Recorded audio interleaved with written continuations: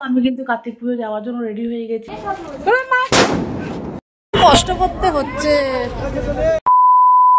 তো নমস্কার বন্ধুরা, আজকের ব্লগটা কিন্তু আমি এখান থেকে তোমরা তো দেখলেই যে আমার মামা মেয়ের বাড়িতে গেলাম, সেটা আগের ব্লগে তোমরা দেখতেই পারলে। এই ব্লগটা হচ্ছে তোমার ওই আসার পথেই হচ্ছে আমার বাড়ির সামনে যে আমার ননদ আছে, ননদের বাড়িতেই কার্তিকটা এই বছরের 2 মাস হয়েছে, বিয়ে হয়েছে, তো তার ঘরে ঠাকুর ফেলা বানতেই হে। আর এদিকে দেখো জোর জবরদস্তি আমাকে রিস্কাওয়ালা বসিয়ে দিয়েছে, বলছে হ্যাঁ এই ঠাকুর চলে যাবে, যেটা হচ্ছে আমার বড় মেয়ের মোটামুটি 4.5 ফুটে আমাকে এই টলিতে বসিয়ে দিয়ে বলছে যাওয়া যাবে কিনতেই না। তারপর আমি নেমে গেলাম এই রিস্কা থেকে। দেখো তুমি রীতিমতো ভ্যানালা রিস্কাওয়ালা কি বলছে, জোর জবরদস্তি করে উঠবে, এসে হোক টেরিয়ে হোক ঠাকুর ভেঙে নিয়ে ঢোকাবেই। তো কি করবো, তারপর বাধ্য হয়ে নিচে নামি নেমে যেতে হল। তারপরে ওর বাবা আবার অন্য গাড়ি ঠিক করলো।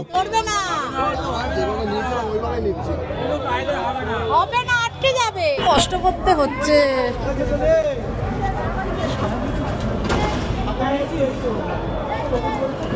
আজকে যে আমি সবার বাড়িতে বাড়িতে আনন্দ করে, লোকটা না হলে কিন্তু হতোই না। এদিকে আমাদের পাড়ার বাচ্চাগুলো কিন্তু সবাই জেগেই আছে ফেলার জন্য। মোটামুটি তখন রাত 1টা বেজে গেছে। ওদেরকে আমি বলেছিলাম আমি ঠাকুরটা নিয়ে বাড়িতে আসবো, তোদের কিনতে যেতে হবে, সেই মতনই ওরা ওয়েট করছিল। আর এদিকে দেখো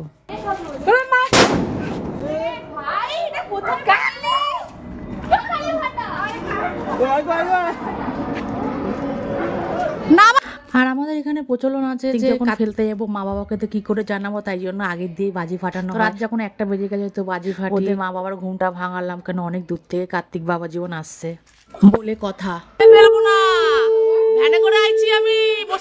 আরে দেখো রেডি হয়ে গেছে, কার্তিক পুজোয় যাবে বলে রেডি হয়ে গেছে। এটা লাগাবি না, এই দেখো আমি কিন্তু কার্তিক পুজো যাওয়ার জন্য রেডি হয়ে গেছি। প্রথমে যাবো হচ্ছে ননদের বাড়ি, তারপরে হচ্ছে যাবো বোনের বাড়ি। আজকে কিন্তু হ্যাট্রিক শিডিউল, এখনই 8:30 বেজে গেছে, সব ফোন করাকরি আরম্ভ হয়ে গেছে। চলো ওখানে গিয়ে তোমাদের দেখাচ্ছি। সবারই রেডি, চলো হাই বলো, হাই বলো। তো বাবা বলছে না তো, অসুস্থ। কার্তিকা ভালো আছেন? এই এত বড় কার্তিক কে ফেলেছে?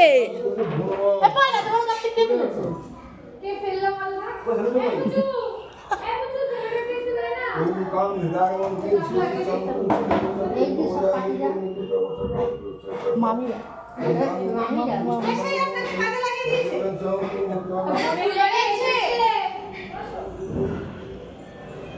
সাতজামে তো পুজো দাও না, এই ভাগে একটু পুজো দিল। আর সাতজামে দাও তো কোনোদিন টাইমে আসিস না, এই বোনের বাড়ি বলে টাইমে এসছিস।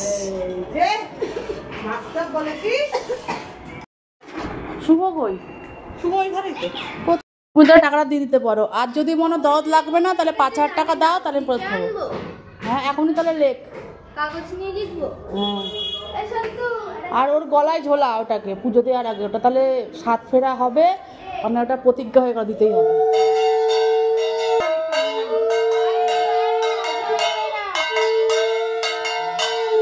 তো আজকের ব্লগটা কিন্তু এখানেই শেষ করছি, দেখা হবে নেক্সট ব্লগে। আর তোমাদের কার্তিক পুজোর ব্লগটা কেমন লাগছে আমাকে কমেন্ট সেকশনে কমেন্ট করে জানাবে।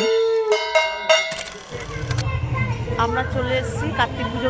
এই দেখো কার্তিক পুজো খেতে দিদা কি সেজেছে, গা কেটে গেছে আহারে।